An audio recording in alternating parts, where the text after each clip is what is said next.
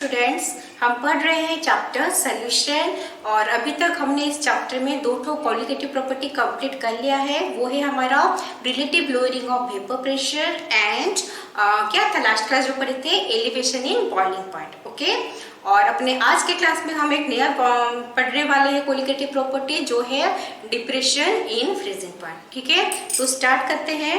Depression in freezing point नाम से कुछ पता चल रहा है, जो फ्रीजिंग पॉइंट है वो डिप्रेस होने वाला है। ठीक है, अच्छा, तो पहला चीज है कि ये फ्रीजिंग पॉइंट क्या होता है। स्टार्टिंग से पढ़े हुए हो लोअर क्लास में फ्रीजिंग पॉइंट के बारे में, क्या पढ़े हो कि freezing point is the temperature at which a liquid is converted into solid. जब कूल होता है और लिक्विड सॉलिड में कन्वर्ट होता है, वही टेम्परेचर को हम बोलते हैं उसका फ्रीजिंग पॉइंट। लेकिन अभी इसका डेफिनेशन थोड़ा चेंज होगा। क्या डेफिनेशन होगा, लिखते हैं। Freezing point is the temperature at which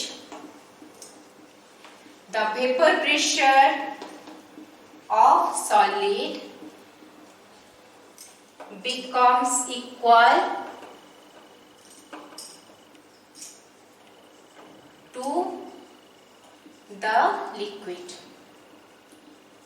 ठीक है, फिर अभी क्या पढ़ेंगे, जो वेपर प्रेशर ऑफ सॉलिड जो है वो जब लिक्विड के वेपर प्रेशर के इक्वल आता है, उसी टेम्परेचर का वही जो पॉइंट होता है उसी को हम बोलते हैं उसका फ्रीजिंग पॉइंट। ओके, आया समझ में। अच्छा, तो ये क्या पढ़ रहे हैं हम, डिप्रेशन इन फ्रीजिंग पॉइंट। तो डिप्रेशन इन फ्रीजिंग पॉइंट मतलब जो फ्रीजिंग पॉइंट है वो डिप्रेस हो रहा है। इसका मतलब क्या है, पहले हमारे पास एक प्योर सॉल्वेंट था, ठीक है, और अब वो प्योर सॉल्वेंट को हमने क्या फ्रीज करने को ट्राई किया, उसको सॉलिड करने को ट्राई किया, तो कोई एक टेम्परेचर में वो फ्रीज हो गया। ठीक है, सॉलिड में कन्वर्ट हो गया। नेक्स्ट चीज क्या है, अभी हम वो सॉल्वेंट को खाली नहीं लेंगे, प्योर फॉर्म में नहीं लेंगे, उसमें क्या करेंगे, एक नॉन वोलेटाइल सॉल्यूट ऐड करेंगे। ठीक है, तो वो जो सॉल्वेंट था, हम नॉन वोलेटाइल सॉल्यूट ऐड किए तो वो क्या बन गया, हमारा सॉल्यूशन बन गया। तो अभी देखो, अभी हम उनका फ्रीजिंग पॉइंट को कंपेयर करेंगे। ठीक है, कैसे कंपेयर करेंगे, देखो पहले सॉल्वेंट था वो तो फ्रीज हो गया अपने कुछ टेम्परेचर में। ठीक है, फ्रीज होता है मतलब क्या होता है, हर मॉलिक्यूल का जैसे गैसियस स्टेट में हो, लिक्विड स्टेट में हो, उनका कोई रेंडम मोशन रहता है। ठीक है, वो जो रेंडमनेस जब गैसियस स्टेट में होता है वो मैक्सिमम होता है, लिक्विड में गैसियस स्टेट से थोड़ा कम और सॉलिड में बहुत ही कम रहता है। ओके, तो जब हम गैसियस स्टेट से लिक्विड स्टेट में कोई भी सब्सटेंस को कन्वर्ट कर रहे हैं, इसका मतलब उसका रैंडमनेस जो है वो डिक्रीज कर रहे हैं। ठीक है, अभी लिक्विड से सॉलिड में कन्वर्ट कर रहे हैं मतलब उसका रैंडमनेस जो है वो हम डिक्रीज कर रहे हैं। ठीक है, तो पहले तो ओनली सॉल्वेंट मॉलिक्यूल था तो कुछ एक टेम्परेचर में वो फ्रीज हो गया।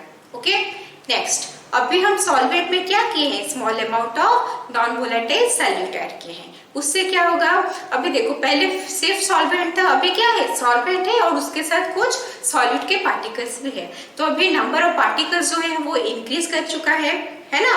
नंबर ऑफ पार्टिकल्स इंक्रीज करता है तो रैंडमनेस जो है वो भी इंक्रीज करता है।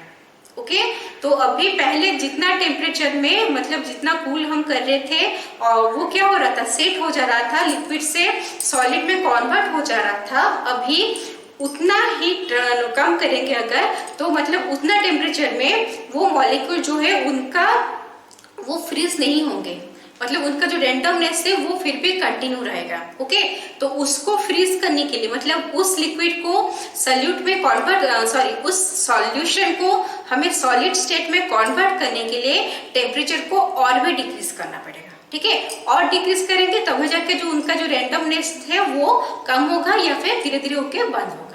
ठीक है, तो ये जो सॉलिड स्टेट के लिए हमने क्या किया, सॉल्यूशन में वो जो टेम्परेचर था उसको और भी कम किया, मतलब उसका जो फ्रीजिंग पॉइंट है सॉल्यूशन का वो सॉल्वेंट के फ्रीजिंग पॉइंट से कम है। ठीक है, तो इसलिए हम उसको क्या बोल रहे हैं, डिप्रेशन इन फ्रीजिंग पॉइंट। तो हम क्या किए, पहले हमारे पास प्योर सॉल्वेंट था, तो freezing point of pure solvent, pure का हम क्या करते हैं, नॉट ले लेते हैं, तो इसको ले लेंगे टी नॉट एफ, क्योंकि फ्रीजिंग पॉइंट है इसलिए T not F. Next, freezing point of solution, वो क्या है, नॉर्मल है T freezing point of solution.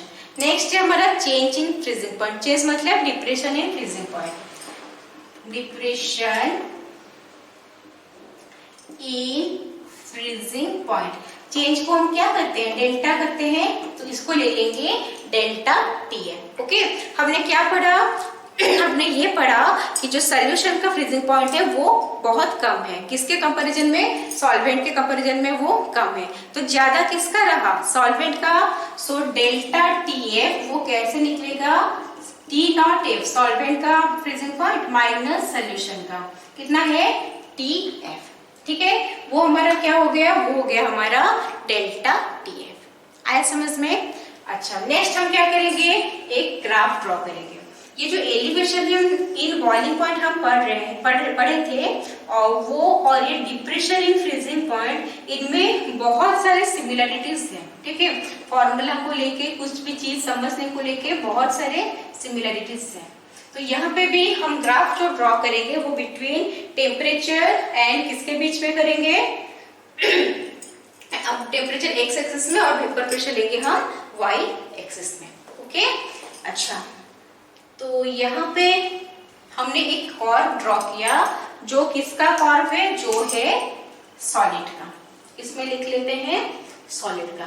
तो माइंड में क्वेश्चन आ सकता है कि सॉलिड का वेपर प्रेशर होता है क्या, हाँ, सॉलिड का भी वेपर प्रेशर होता है, बहुत ही स्मॉल अमाउंट में होता है लेकिन होता है। ठीक है, जैसे सॉलिड और लिक्विड इक्विलिब्रियम स्टेट में रहते हैं, ठीक है, उस टाइम में जो सॉलिड को लिक्विड में कन्वर्ट होना रहता है, उस टाइम में भी उसका कुछ वेपर प्रेशर रहता है, सॉलिड का भी रहता है, लेकिन वो बहुत स्मॉल अमाउंट में होता है। ठीक है, सॉलिड का हो गया। नेक्स्ट हम बनाएंगे और दो प्रकार, किसका, प्योर सॉल्वेंट का और सॉल्यूशन का। तो प्योर सॉल्वेंट का जो कर्व बनाएंगे, देखो यहाँ पे ये जो लाइन आएगा वो इस तरह का आएगा। ठीक है, ये हो गया हमारा सॉल्वेंट का कर्व।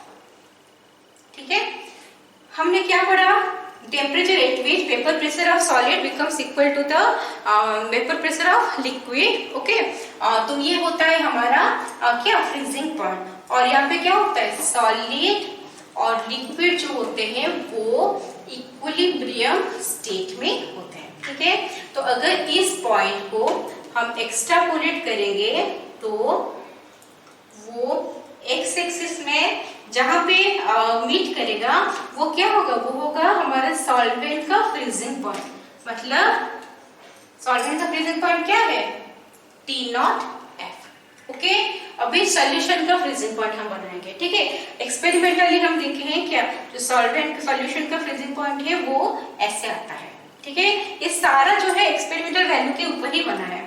तो यहाँ पे लिख लेते हैं ये किसका है, ये है हमारा सॉल्यूशन का वेपर प्रेशर का कर्व। ओके, नेक्स्ट, जहाँ पे सॉलिड का वेपर प्रेशर सॉल्यूशन के वेपर प्रेशर से इक्वल होता है, वो क्या होगा हमारा, वो होगा freezing point of solution. Okay, इसको एक्सट्रापोलेट करेंगे, एक्स एक्सिस में जहां रहेगा वो होगा फ्रीजिंग पॉइंट ऑफ सॉल्यूशन। वो क्या है, टी एफ।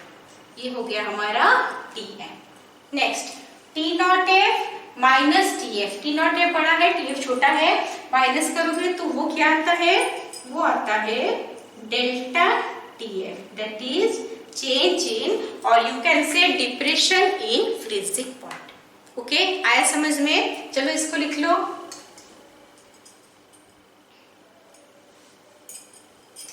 हो गया। लास्ट क्लास हमने पढ़ा था किसमें, एलिवेशन इन बॉइलिंग पॉइंट में, जैसे डेल्टा टी बी था वहां पे, that is proportional to molality of the solution. और यहाँ पे भी एग्जैक्टली सेम चीज होता है, डेल्टा टी ए मतलब depression in freezing point is directly proportional to molality of the solution. और मोलालिटी को हटा के अगर हम वहां पे क्या प्रोपोर्शनलिटी साइन को हटा के अगर हम वहां पे इक्वलिटी साइन लाएंगे तो क्या करते हैं हम वहां पे न्यू कांस्टेंट मल्टीप्लाई करते हैं। ठीक है, इंट्रोड्यूस करते हैं। तो वहां पे जो कांस्टेंट था वो था डेल्टा के बी, और यहाँ पे जो है वो होगा हमारा के एफ, क्योंकि फ्रीजिंग पॉइंट है एफ, वहां पे बॉइलिंग पॉइंट है इसलिए लिए थे के बी, के एफ इंटू एम। तो ये है हमारा फॉर्मूला जिसके ऊपर बेस्ड करके सारा न्यूमेरिकल आएगा।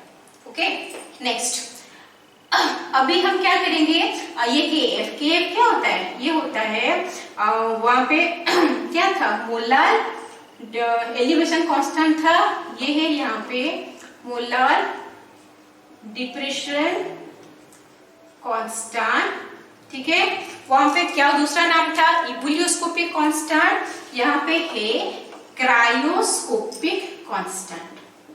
क्या नाम है, क्रायोस्कोपिक कांस्टेंट। ओके, अगर हम केएफ को डिफाइन करेंगे जैसे हमने केबी को डिफाइन किया था, तो अगर m 1 ले लेंगे, if molarity equal to 1 then delta TF equal to KF, मतलब केएफ क्या है, molar depression constant. So molar depression constant may be defined as, क्या होगा, जैसे वहां पे लिखे थे, क्या है वो, डेल्टा टीएफ के इक्वल है, that is depression in freezing point of 1 molar solution. Molarity 1 रहा तो हम उसको बोलेंगे 1 मोलर सोल्यूशन, और सोल्यूशन कंटेनिंग क्या होता है, 1 mole of solute present in 1 kg और 1000 ग्राम ऑफ सॉल्वेंट। जैसे वहां पे था इबुलियोस्कोपी, एग्जैक्टली उसी टाइप का है, वहां पे एलिवेशन था, यहाँ पे डिप्रेशन है, वहां पे बॉइलिंग पॉइंट था, यहाँ पे फ्रीजिंग पॉइंट है, बाकी सारी चीज जो है वो सेम ही है ऑलमोस्ट, ठीक है। नेक्स्ट हम क्या करेंगे, delta TF equal to K F into M. Delta TF क्या होता है, सॉरी एम क्या होता है, W B by M B into 1000 by W A, ठीक है, हो गया। यही हमारा फॉर्मूला, मतलब डिप्रेशन और फ्रीजिंग पॉइंट में ये दोनों ही फॉर्मूला है जिसके ऊपर बेस्ड करके सारा न्यूमेरिकल को करना है। ओके, नेक्स्ट है हमारा इसका यूनिट। यूनिट क्या होगा, सोचो किसका यूनिट कर रहे हैं हम, के एफ का। देखो डेल्टा टीएफ कितना है, K F into M, it implies K F कितना आएगा, डेल्टा टीएफ बाय एम, वही होता है ना। डेल्टा टीएफ क्या है, चेंज इन फ्रीजिंग पॉइंट, जिसको हम केल्विन में रिप्रेजेंट करेंगे, केल्विन, और बाय है मोलार, मोलार इनवर्स, ठीक है, मोलार इनवर्स, मतलब मोलारिटी को जो मोलार बोलते हैं, मोलार इनवर्स, और केल्विन, मोलार तो नीचे रह रहा है, यहाँ पे क्या होगा,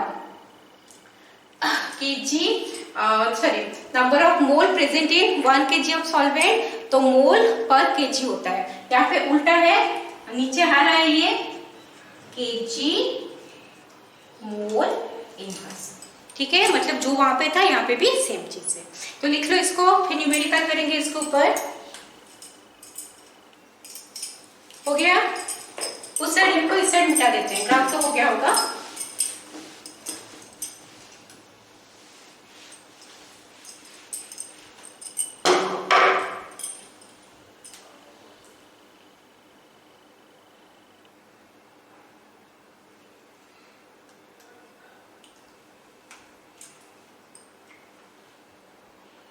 हो गया क्या, तो यहाँ पे और एक लिखेंगे हम, K F is equal to R T F square by 1000 into L F, latent heat of क्या फ्यूजन, वहां पे था लैटेंट हीट ऑफ वेपोराइजेशन, ठीक है। ये हमारा एक फॉर्मूला हो गया। जो नेक्स्ट फॉर्मूला है वो क्या है, K F equal to M, M क्या है, molecular mass, R T not F square by 1000 into delta H F, enthalpy of fusion. Enthalpy of fusion क्या होता है, मतलब हमारा जो सॉलिड को लिक्विड में कन्वर्ट करने के लिए जितना एनर्जी चाहिए होता है, वो होता है हमारा एंथैल्पी ऑफ फ्यूजन, ठीक है। लिख लो इसको, बाकी जो सारे टर्म्स थे वो सारे सिमिलर ही है, LF क्या होता है? Latent heat of fusion, delta HF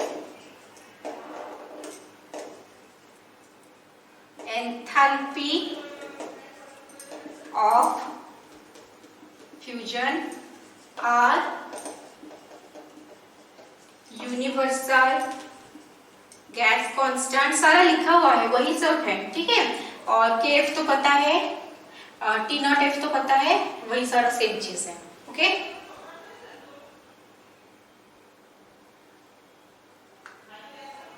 हो गया, मिटाते हैं। तो हमारा जो बोर्ड के एग्जाम में आएगा, इससे कॉम्पिटिटिव में भी यही दोनों से ही सारा आ जाएगा क्वेश्चंस, ठीक है। और ये वाला क्वेश्चन, ये वाला फॉर्मूला हम कब यूज करेंगे? जहां पे KF का वैल्यू गिवन ना हो। ऑलमोस्ट सारे के सारे क्वेश्चन में KF का वैल्यू गिवन ही रहता है, ठीक है। सो नथिंग टू वरी, तो फॉर्मूला याद रखना है। नेक्स्ट क्वेश्चन करेंगे।